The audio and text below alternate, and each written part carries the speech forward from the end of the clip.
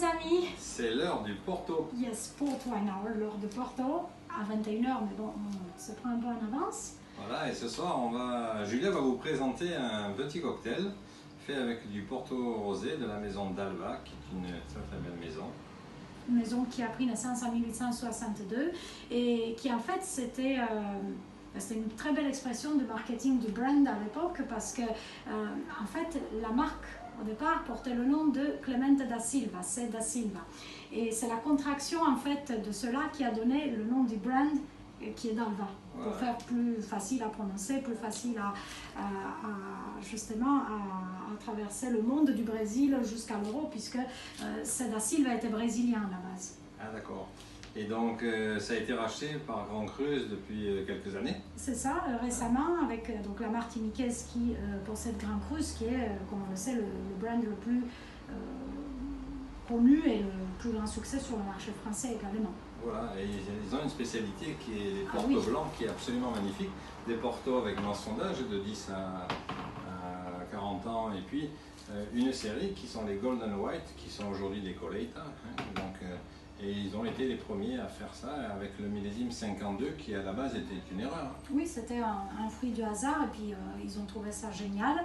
Et chaque décennie, en fait, ils choisissent le meilleur. Alors c'est pas la même notion que dans le vintage pour les rouges, ni même que pour les Colheita rouges, parce qu'aujourd'hui on peut les appeler effectivement, comme tu dis, Colheita. Depuis 2005, les blancs bénéficient des mêmes normes que les rouges, donc on ne choisit pas l'année en question sur les mêmes critères. C'est une question d'équilibre, ça se juge en fait sur la qualité, sur l'équilibre, sur la dégustation tout simplement. Il n'y a pas les conditions climatiques qui sont jugées en amont et déclarées pour que ça fasse un golden white. Et puis ils font aussi, comme tu le sais, les portos avec indication d'âge en blanc, et en blanc sec aussi. En réserve, oui. Voilà, et puis, en réserve. Et puis la gamme classique, avec les rouges, les vintage, etc. Mais ceci, c'est vraiment quelque chose d'exceptionnel. On a eu l'occasion en plus de redescendre en millésime jusqu'au millésime 52, qui a été le premier millésime dégusté. Et vraiment, toute la série est magnifique. Voilà. Là, on a le 63 qui est absolument fabuleux, et le 89 est très très joli aussi. Voilà. En plus, c'est un peu le hasard parce que là, on a vraiment de beaux millésimes de beaux vintage, surtout le 63 qui est mythique. Alors, tu vas nous faire... Voilà, un petit cocktail ce soir en direct. Avec le Porto rosé. Et donc, on n'a pas trouvé de nom réellement, tu vas réfléchir pendant que je le fais. Donc, il s'agit de faire un Porto très estival. Alors, on pourrait se lier au nom de Silva, parce que Silva en latin, ça veut dire forêt, donc on a des baies de forêt. Donc, ah oui, voilà, Silva déjà. Donc en fait on va utiliser des fruits de bois avec du lime, du citron vert, un petit peu de sirop d'agave parce que c'est assez neutre au niveau du goût. On va en fait travailler un peu au piston, un peu comme pour les mojitos.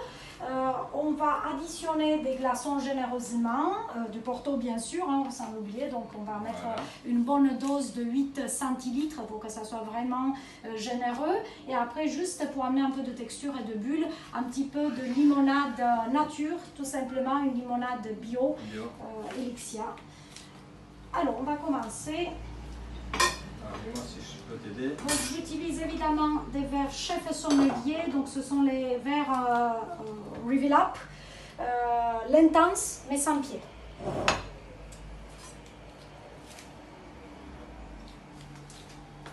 Alors des mûres sauvages. Voilà, mûres sauvages. Elles sont bio aussi. Oui, ça tombe bien. Ça tombe bien.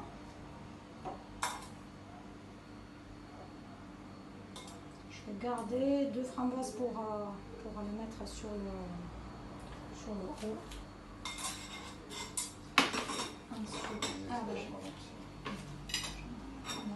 Ensuite, des quartiers de lime bio aussi. Si, il faut que ça soit frais.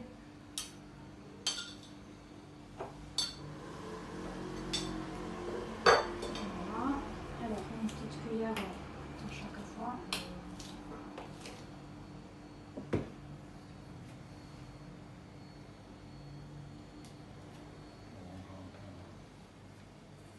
Un petit peu plus peut-être.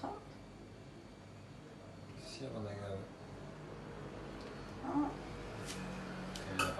particularité de ce rosé? En fait, l'inuline, c'est un sucre qui a un bon pouvoir sucrant sans monter le taux de glycémie. Moins de glycémie qu'un sucre naturel. Voilà, c'est ça.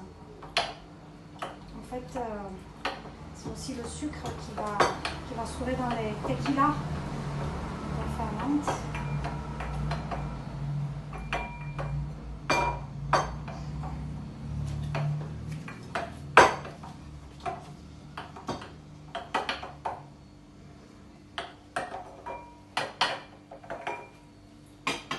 Le Porto. En même temps, on va les déguster aussi.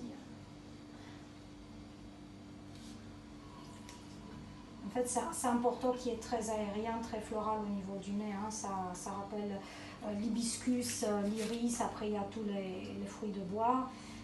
Des nuances très cerises, juteuses. Hein. J'ai bien aimé parce que c'est très entêtant au niveau du nez et puis c'est très velouté en bouche, c'est généreux, très équilibré, il n'y a pas trop de phénolique, il n'y a pas trop de tanins, donc c'est exactement ce qu'on demande d'un Porto rosé, d'avoir du fruit sans extraire trop les phénoliques.